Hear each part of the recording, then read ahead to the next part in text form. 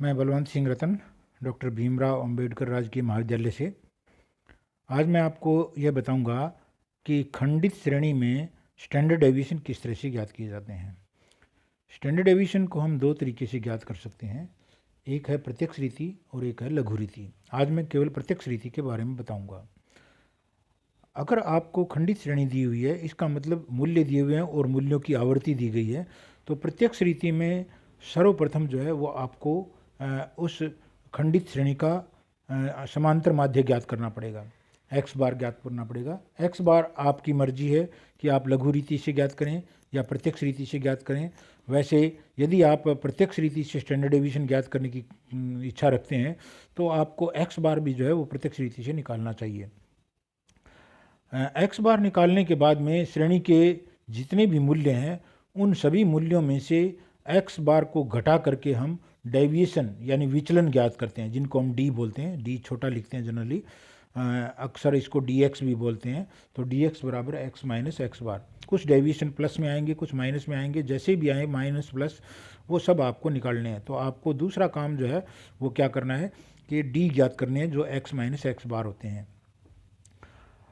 Deviation निकालने के बाद आपको डेविएशंस का वर्ग करना है, यानी जैसे माना डेविएशन -2 है तो -2 को -2 से गुणा कर दीजिए, वो +4 आएगा।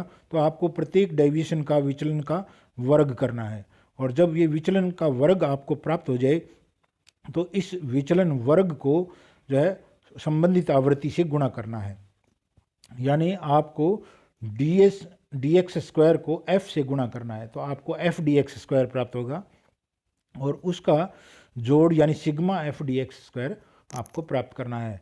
मैं पुनः आपको बताता हूँ, पहला काम है दी गई श्रेणी का एक्स बार ज्ञात करना, दूसरा काम है श्रेणी के सभी मूल्यों में से एक्स बार घटा करके डेविएशन यानी विचलन ज्ञात करना, तीसरा काम है डेविएशन का वर्ग करना, और चौथा काम है डेविएशन के वर्ग को संबंधित आवृत्ति से गुणा करके और उन गुणनफलों का योग प्राप्त करना।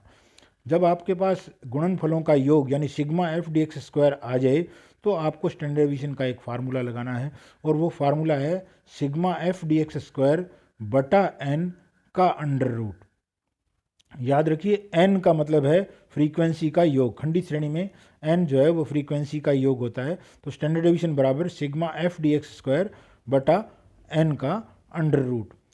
तो आपको इस फार्मूले का प्रयोग करना है। कुछ एग्जाम्पल्स यहाँ दिए हुए हैं, उन एग्जाम्पल्स की सहायता से आप इसे कर सकते हैं। प्रमाप विचलन जो है वो किसी श्रेणी की जो है वो डिस्पर्शन का या अपकिरण का जो है निरपेक्ष माप होता है। अगर आपको सापेक्ष माप ज्ञात करना है यानी कंपैरेटिव करना है, ये एक से ज़्यादा श्रेणियों के अपकिरण की तुलना करनी है, तो आपको प्रमाप विचलन गुणांक ज्ञात करना पड़ेगा। और प्रमाप विचलन गुणांक जो है वो प्रमाप विचलन में एक्स बार का भाग दे करके प्राप्त किया जाता है। तो आप प्रमाप विचलन गुणांक को स्टैंडर्ड डेविएशन बटा एक्स बार से ज्ञात कर सकते हैं। और यदि आपको ये कहा जाए कि आप विचरण गुणांक ज्ञात कीजिए तो आप विचरण गुणांक यानी कोएफिशिएंट ऑफ वेरिएशन यानी CV, तो वो स्टैंडर्ड डेविएशन बटा एक्स बार गुणा 100 होता है। आज इतना ही। कल मैं आपको स्टैंडर्ड डेविएशन का जो है वो कंटिन्यूस सीरीज में जो है डायरेक्ट मेथड बताऊंगा। धन्यवाद।